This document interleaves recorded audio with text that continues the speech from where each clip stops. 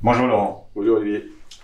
Donc on va parler à la CFDT, où on est aujourd'hui, de la question centrale qui est celle de la transition écologique. Bon, on a aujourd'hui un sujet qui est que depuis toujours, le monde ouvrier, le monde politique à gauche a toujours eu une forme de pacte avec le monde capitaliste qui était en fait un accord sur l'idée qu'il fallait une société qui produise beaucoup parce qu'ensuite on avait un débat, nous, avec eux, qui était de dire comment est-ce qu'on va répartir la richesse produite. Mais aujourd'hui, cette planète, on sait qu'elle ne peut pas donner plus que ce qu'elle donne déjà, et même on va au-delà, on la consomme, et ce sont les générations futures qui risquent demain d'en avoir tous les inconvénients, et on sait bien qu'on est à la veille de sujets, enfin de disparition d'espèces et d'une forme d'irréversibilité dans les mesures que l'on prend. Donc, la première question que je voulais te poser, c'est comment vous passez par rapport à ça? Comment est-ce qu'on doit aujourd'hui mesurer la croissance? Comment est-ce qu'on fait pour qu'on ait des indicateurs qui ne soient pas uniquement ceux du PIB qui induisent des politiques et qui malheureusement nous conduisent, on le sait aussi, dans un mur?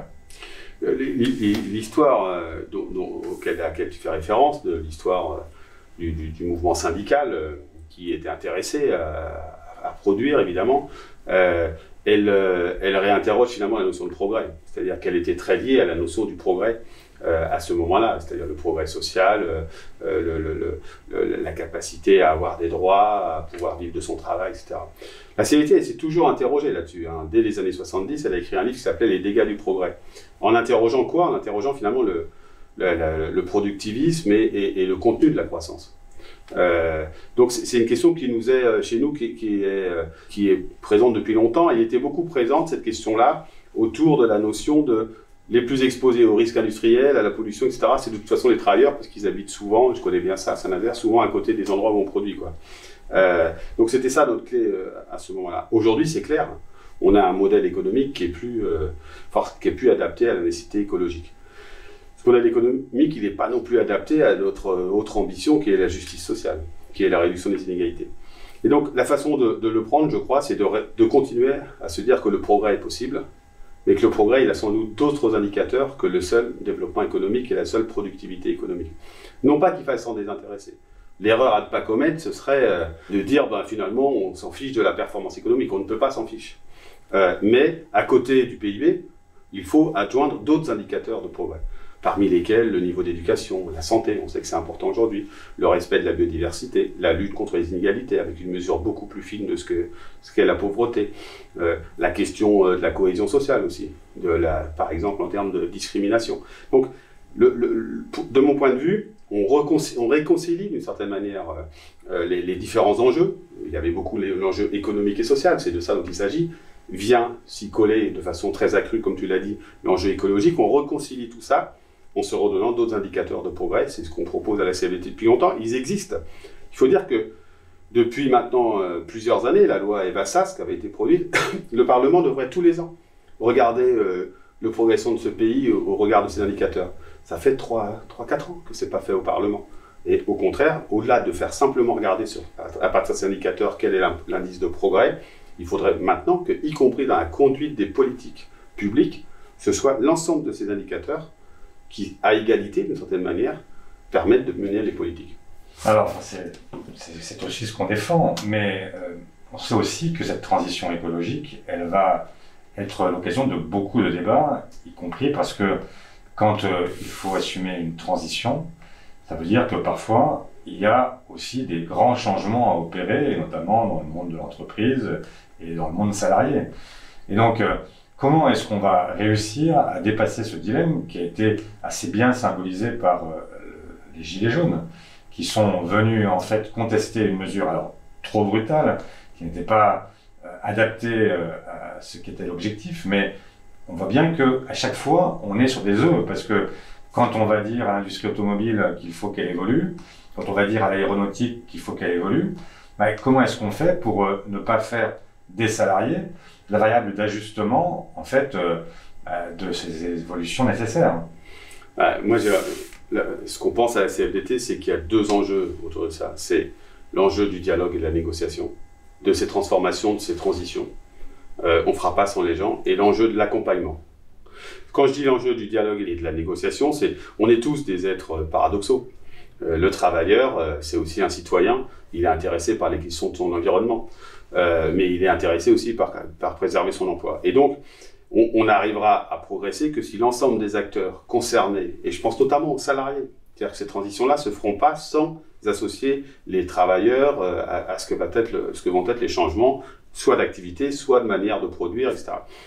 Ça, c'est fondamental. C'est vrai dans le territoire, c'est vrai dans l'entreprise, c'est vrai au niveau national. C'est-à-dire que si on prend la loi climat aujourd'hui, un de ses membres, très clairement, c'est qu'elle ne dit rien sur la façon dont se vivront ces transitions. Et le rôle dans l'entreprise, qui est notre cœur de métier, du comité social et économique pour négocier sur les sujets de la transition écologique, c'est fondamental. Rien n'existe aujourd'hui.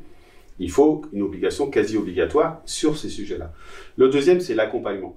Tu prends l'épisode des Gilets jaunes, si on avait fait ce qu'on fait ce qui s'est fait ailleurs, c'est qu'on se met à des objectifs écologiques et on contribue tous à ces objectifs écologiques, mais on fait en sorte que ça n'accroisse pas les inégalités, mais qu'au contraire, les ménages les plus modestes à la fois bénéficient de l'impact écologique bénéfique qu'auraient ces mesures et en même temps d'un accompagnement d'un niveau monétaire, d'un niveau pratique pour vivre ces transitions, on n'aurait pas eu ça. Et dans le monde du travail, c'est la même chose.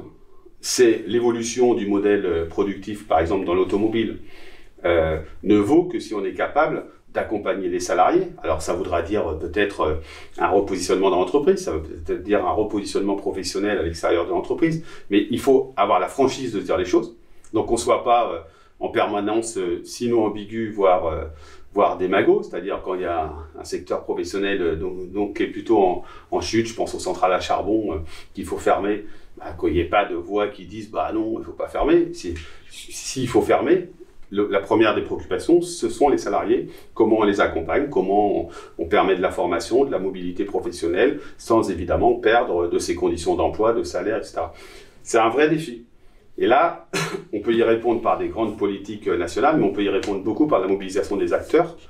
Et c'est ce qui manque objectivement aujourd'hui sur ces questions de transition. Je crois que de plus en plus, on a un consensus sur le fait qu'on n'ait pas le choix. Tu l'as quasiment dit dans ton introduction.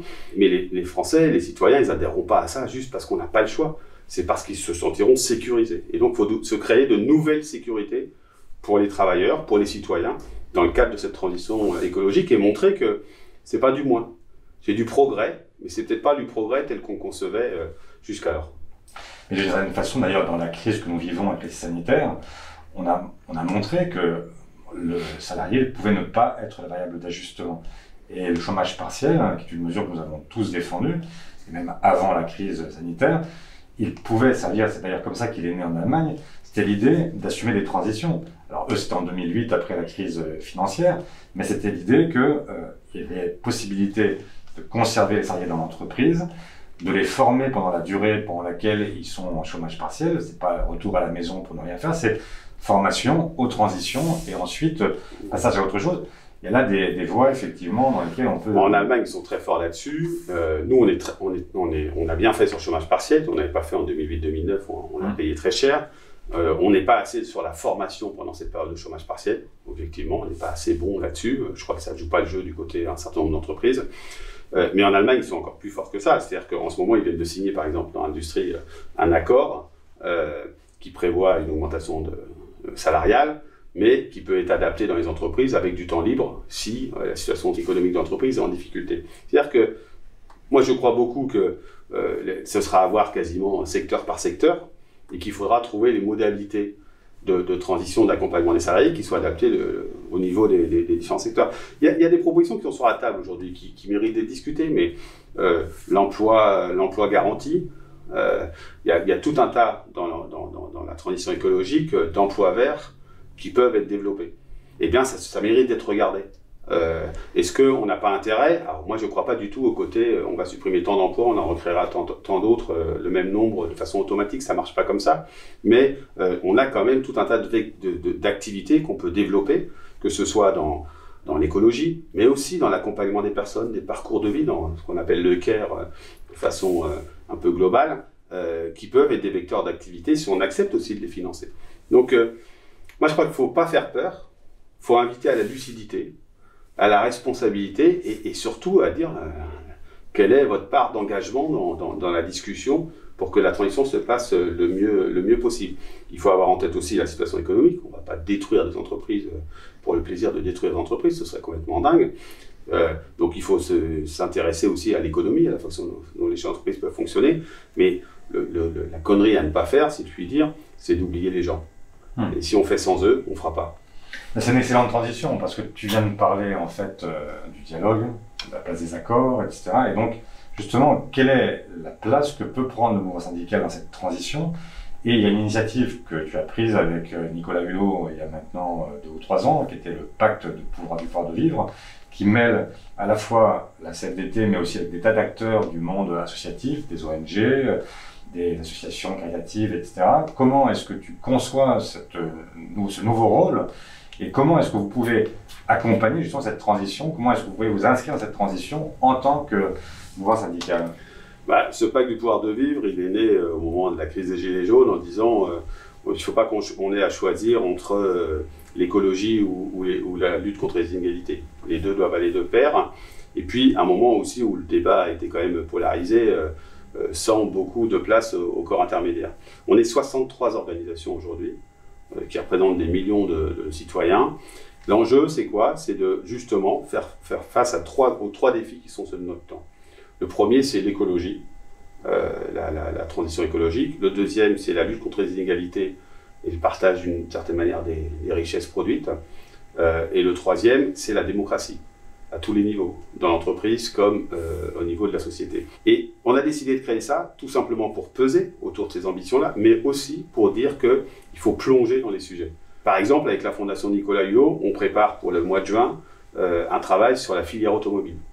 On a décidé de confronter les points de vue. C'est-à-dire que c'est trop facile de dire il faut de la transition écologique et en même temps de la lutte contre les inégalités et maintenir les emplois, etc. Il faut passer aux exercices concrets.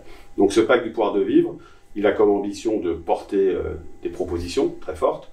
On va de nouveau en produire dans les mois à venir de façon très très visible. Et puis de l'autre côté, il a pour aussi ambition de passer aux exercices pratiques. Et c'est extrêmement riche parce qu'on représente un dépôt entier de l'action militante. Et c'est très très riche de voir ce que disent les associations de lutte contre la pauvreté par rapport à ce que disent des organisations syndicales, des ONG environnementales, des mouvements mutualistes, des organisations de jeunesse. Je pense qu'on a besoin de ces coalitions. Face aux défis qui sont devant nous, c'est la capacité, ça fait évoluer tout le monde. Lorsque on parle de centrales à charbon, tu n'es crédible pour en parler que si tu es allé voir les travailleurs de ces centrales à charbon et discuter avec eux. Et pour autant, tu es légitime à en parler comme citoyen parce que sur l'impact que ça a sur l'environnement. Donc ce que je veux dire par là, c'est que on a besoin de coalitions d'intelligence collective. C'est-à-dire que les slogans ne marchent plus seulement, si jamais ils ont marché, et ils ne marchent plus à résumer les positions, les voies à suivre. Et cette coalition, elle est centrale de mon point de vue pour que demain on trouve le chemin. Parce que ce qui me fait peur, je vais te dire franchement, c'est qu'on soit sur des côtés un peu verticaux, là encore, des décisions à prendre. C'est pas vrai. Ce dont on a besoin pour changer notre modèle de développement, le rendre plus écologiquement acceptable, plus juste socialement, c'est de la mobilisation des acteurs. Et je pense que ce pacte du pouvoir de vivre, qui encore une fois, je crois, est assez puissant, il participe grandement. Merci beaucoup. Merci à toi.